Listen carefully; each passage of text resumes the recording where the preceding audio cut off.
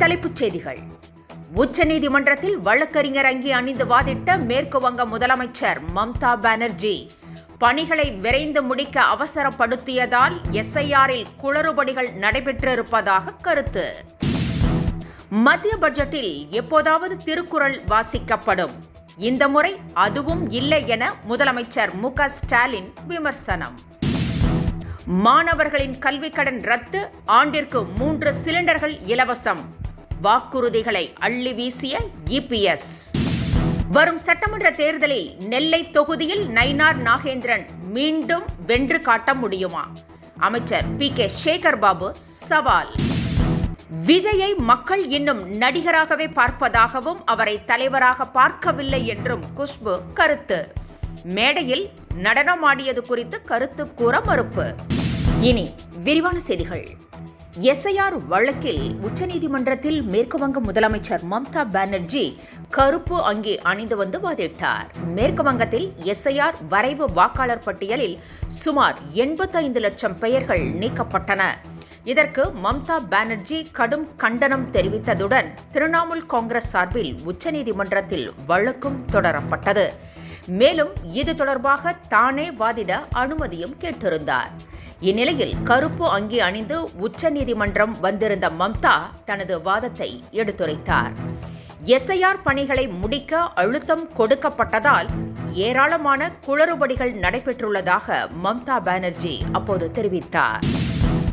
மத்திய பட்ஜெட்டில் சில நேரங்களில் திருக்குறள் வாசிக்கப்படும் என்றும், ஆனால் இம்முறை அது கூட இல்லை என்றும் முதலமைச்சர் மு.க. ஸ்டாலின் கடுமையாக விமர்சித்திருக்கிறார். திண்டிவனத்தில் நடைபெற்ற நிகழ்ச்சியில் பேசிய அவர், தமிழகத்திற்கு எந்த ஒரு நிதியையும் ஒதுக்கவில்லை என்றும், தமிழக மக்கள் வாக்களிக்க மாட்டார்கள் என்பதால் மத்திய அரசு எதையுமே செய்யவில்லை என்றும் சாடியிருக்கிறார். காங்கிரசுடன் தொகுதி பகிர்வு குறித்து பேசவில்லை என திமுக எம்பி கனிமொழி தெரிவித்திருக்கிறார். காங்கிரஸ் கட்சியுடன் பேச்சுவார்த்தை நடைபெற்று வருவதாகவும், தொகுதி குறித்து குழுவில் உள்ளவர்களே பேசுவார்கள் என்றும் அவர் தெரிவித்துள்ளார். கூட்டணி விவகாரத்தில் காங்கிரஸ் திமுக இடையே உரசல் இருந்து வரும் நிலையில் கூட்டணி தொடர்வதை இரு கட்சிகளுமே உறுதி செய்துள்ளன. திமுக எம்எல்ஏ பழனியாண்டி ஊடகவியலாளர் மீது நடத்திய தாக்குதல் தொடர்பாக முதலமைச்சர் மு.க. ஸ்டாலின் நடவடிக்கை எடுக்காமல் இருப்பது கண்டனத்திற்கு உரியது என்று விஜய் கண்டனம் தெரிவித்திருக்கிறார். குவாரி தொடர்பான பிரச்சனையில் செய்தி சேகரிக்க சென்ற தனியார் ஊடகவியலாளர் மீது திமுக எம்எல்ஏ தாக்குதல் நடத்தியது சம்பவம் தொடர்பாக வீடியோ வெளியானதாகவும், ஆனால் இதை பார்த்தும் ஏன் முதலமைச்சர் நடவடிக்கை எடுக்கவில்லை என்றும் கேள்வி எழுப்பியிருக்கிறார்.